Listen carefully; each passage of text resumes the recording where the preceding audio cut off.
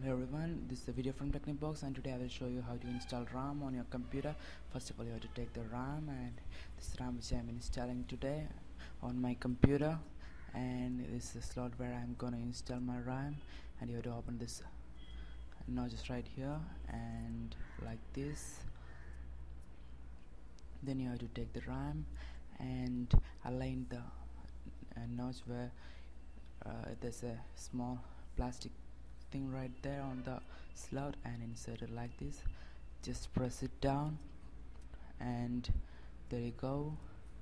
Press it down like that, and here it goes. The first RAM is now being installed, and I have another RAM with me, and here it goes. And repeat the same with that RAM too.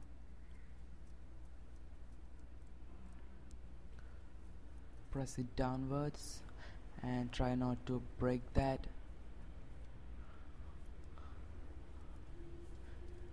Like this.